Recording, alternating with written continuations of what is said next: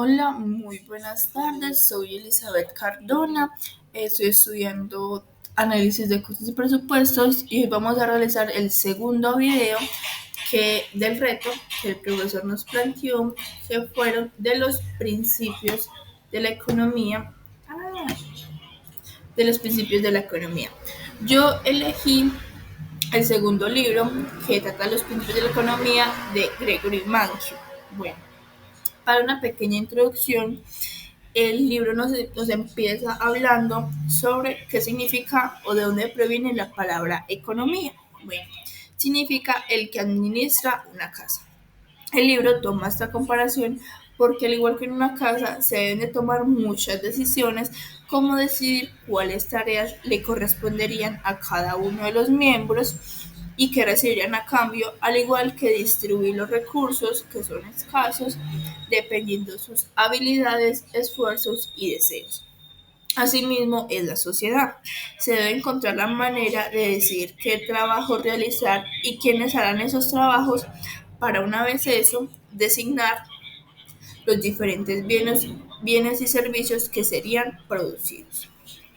Bueno, economía significa el estudio de cómo la sociedad administra sus recursos escasos. El comportamiento de una economía refleja el comportamiento de cada uno de los individuos.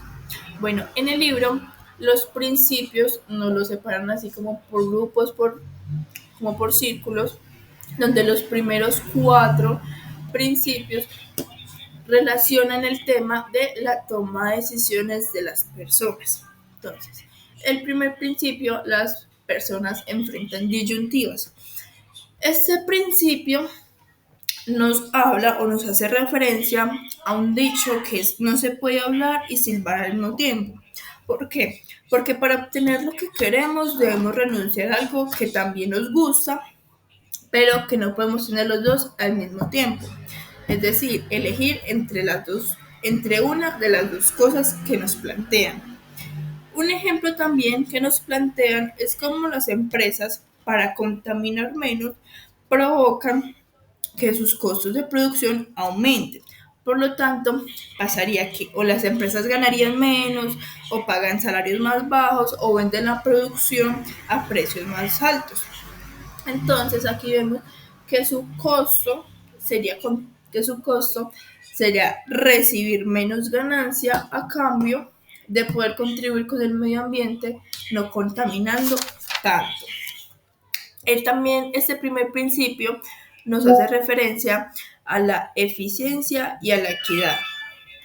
Eh, nos, lo, nos lo hacen un ejemplo con los recursos de la economía como un pastel que se debe repartir. La eficiencia sería el tamaño del pastel, mientras que la equidad es la manera en que se debe repartirse entre los diferentes individuos. Pero a la hora de repartir ese pastel en partes iguales, este pastel sería cada vez más pequeño, tocándole por presidente a todo el mundo le tocaría casi nada de todo lo que se debería repartir por igualdad. También es como el hecho de reconocer que estas disyuntivas no indica qué decisiones deberíamos de tomar. Sin embargo, es importante comprender qué opciones tenemos para poder elegir sabiamente cuál opción nos favorecería más. El segundo principio nos habla de que el costo de una cosa es aquello a lo que se renuncia para obtenerla. Aquí nos dice que es necesario comparar los costos y los beneficios de los diferentes cursos de acción que se pueden tomar, pero en muchos casos no es tan evidente el costo de esa acción. Esto lo que nos quiere decir es que el costo de una oportunidad es una renuncia a aquello que queremos conseguir algo más. Un ejemplo de esto sería, por ejemplo, el querer estudiar en la universidad. ¿Cuál sería nuestro precio, nuestro costo ahí? Sería que no tendríamos que hacer tiempo para salir, tiempo para hacer otras cosas, porque estaríamos ahí en el estudio, recibiendo clases, leyendo libros y así. El tercer principio nos hace referencia a que las personas racionales piensan en términos marginales. Esto se refiere a que una persona racional trata de hacer todo lo posible para lograr sus objetivos, que un ejemplo sería las empresas que deciden cuántos trabajadores contratan, cuánto se va a producir y vender para sacarle el mayor beneficio propio ante todo. Las personas racionales saben que las decisiones no se traducen entre o el blanco o el negro, sino que también existen otros matices de gris. Asimismo, es cuando estamos en época de examen. Otro ejemplo, que no se necesitaría elegir entre no estudiar o estudiar las 24 horas del día, sino entre dedicar una hora más o al estudio o a ver televisión. Cuando hablamos de cambio marginal, es describir pequeños ajustes a un plan que ya existía. Entonces, la toma de decisiones marginales ayuda a explicar los fenómenos económicos, como lo sería, por ejemplo, que las personas eh, prefieren gastar en algo que es muchísimo más escaso, como lo sería un diamante, a gastar en el agua, que saben que siempre cuentan con ella, pero que es muchísimo más necesaria que el tener un diamante. Pero el valor del diamante, a ser tan escaso, es lo que lo vuelve llamativo para la gente querer conseguirlo. Y aquí la gente se basa en hacer esa acción solo si el beneficio que obtienen es mayor que su costo. Bueno, el cuarto principio nos dice las personas responden a los incentivos. El incentivo es algo que motiva a las personas a actuar y ya puede ser bien una recompensa o un castigo. Es más, los economistas tradujeron toda la economía en esta frase. Las personas responden a incentivos, lo demás es irrelevante. Esto se ve reflejado, por ejemplo, en un precio de mercado más alto. Incentiva a los compradores a consumir menos y a los productores a producir más. También se debe tener en cuenta el costo de estos incentivos y cómo reacciona la gente frente a estos incentivos y qué provoca sus actos. Muchas veces los incentivos, aunque en un principio son buenos, porque está bien, la gente se motiva y voy a hacer esto y esto por obtener esto, pero tampoco se fijan bien en las consecuencias que podrían tener sus actos o aquellos incentivos. Bueno, aquí, como este segundo círculo, nos van a hablar, esos tres principios nos van a hablar de la manera en que las personas interactúan. Entonces, el principio 5 es el comercio puede mejorar el bienestar de todos. El comercio le permite a cada persona especializarse en las actividades que mejor realiza, ya sea cultivar el campo, coser o construir casas. El comerciante permite que las personas compren mayor variedad a bajos precios. Es decir, que se benefician del comercio entre sí, se especializan en lo que mejor saben y disfrutan de mayor variedad de bienes y servicios. El principio 6, que dice los mercados normalmente son un buen mecanismo para organizar la actividad económica. Antes, los países comunistas tomaron la decisión de que el gobierno hiciera la planificación central, que esta se basaba en que el gobierno era el único capaz de organizar la actividad económica para promover el bienestar económico del país. Actualmente ya se desarrolló lo que fue la economía de mercado, es decir, las empresas son responsables de quién contratan y qué fabrican, y las familias deciden dónde trabajar, cómo gastar sus ingresos. Estas dos, tanto las empresas como las familias, interactúan en el mercado donde los precios y el interés personal orientan sus decisiones.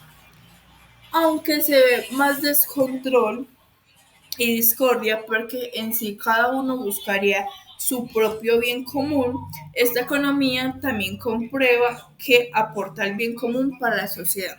O sea, buscando nuestro propio bien común, de cierta manera también se aportaría al bien de la comunidad, de la sociedad. El principio número 7 nos habla de que el gobierno puede mejorar algunas veces los resultados del mercado.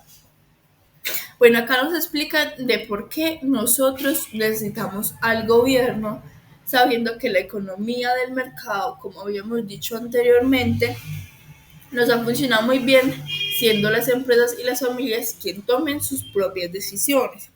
Una de las razones para necesitar el gobierno es hacer valer las reglas y mantener las instrucciones que son claves para el libre mercado. Es decir, un ejemplo, un restaurante no ofrecería comidas a menos de que haya algo que le asegure que los clientes le pagarán antes de irse. Porque obviamente uno queda como con una deuda, si no tiene algo seguro, bueno, me va a pagar, no me va a pagar, voy a perder la comida, mi inversión, mi plata, mi tiempo, ¿qué? Entonces, para eso existen lo que son las instituciones, las leyes, que en dado caso de que eso pase, pues tendría terribles consecuencias contra la justicia. Otra razón para necesitar al gobierno es que promueve la eficiencia y la equidad para cambiar la manera en que las personas asignarían los recursos. Bueno, se dice que a veces puede mejorar los resultados del mercado y no siempre, porque en no todas las ocasiones habría equidad, porque como dije de un principio, la gente en sí siempre va a buscar su propio bien común y no y cómo mejorar en él, o sea, mejorar uno mismo y no mejorar por la sociedad o con la sociedad. Bueno, ya los últimos tres principios nos hablan de cómo funcionaría la economía en su conjunto. El principio 8: el nivel de la vida de un país depende de la capacidad que tenga para producir bienes y servicios. Casi todas las variaciones de niveles de vida pueden atribuirse a los diferentes niveles de productividad de los países. La tasa de crecimiento de la productividad de un país determina la tasa de crecimiento del ingreso promedio. O sea, es decir, que si por ejemplo un país presenta baja, baja, baja tasa de productividad, o bajo ingreso o no recibe o no factura mucha plata al año, eso quiere decir que hay menos productividad, casi no hay cosechas, la gente no quiere trabajar, pues hay como algunos de esos factores que impiden que la economía suba. Ante esto, se deben incrementar la productividad para asegurar que los trabajadores tengan un buen nivel de estudios, herramientas para producir bienes y servicios. La 9 nos indica que cuando el gobierno imprime demasiado dinero, los precios incrementan. Aquí sale una palabra muy clave que sería la inflación, que es decir, incremento en el nivel general de los precios de la economía. El principal culpable de la inflación alta y que se mantenga así alta por un tiempo es la circulación de dinero. ¿Por qué? Porque al emitir grandes cantidades, el valor del dinero disminuye. También todo dependería de cómo el gobierno circularía el dinero, si en grandes cantidades o por partes.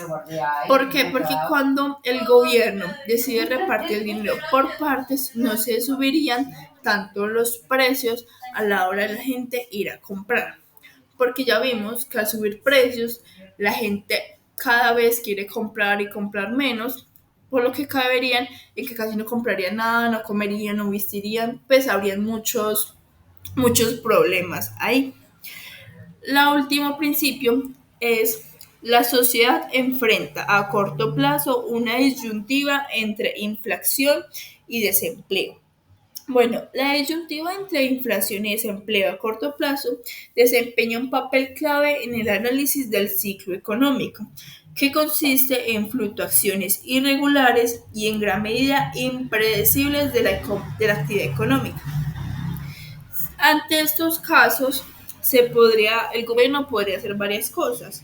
Se podría cambiar la cantidad de dinero, los impuestos, cuánto dinero se circula, entre otras muchas cosas. Sin embargo, ante estas acciones también se podría correr el riesgo de que con el tiempo haya un nivel de inflación excesivo, o sea, que aumenten mucho los precios, porque como ya hemos visto, cuando se maneja el dinero, cuando la gente tiene más dinero, la gente cada vez quiere gastar y gastar y gastar más.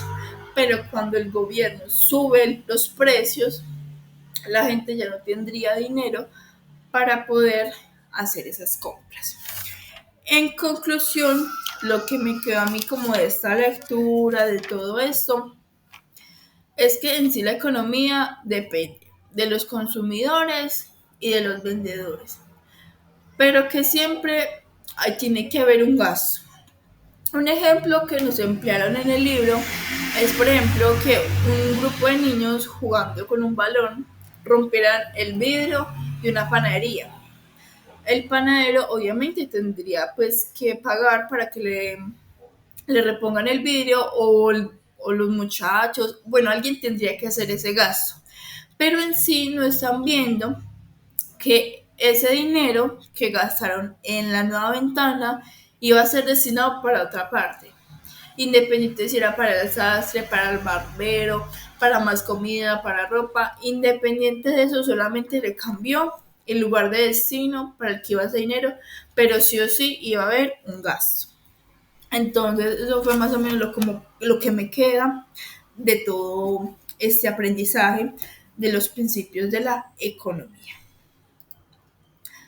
Bueno, muchas gracias. Me cedí un poquito del límite, como hablando un poquito más sobre el tema, pero espero me haya dado a entender. Y muchas gracias por su atención.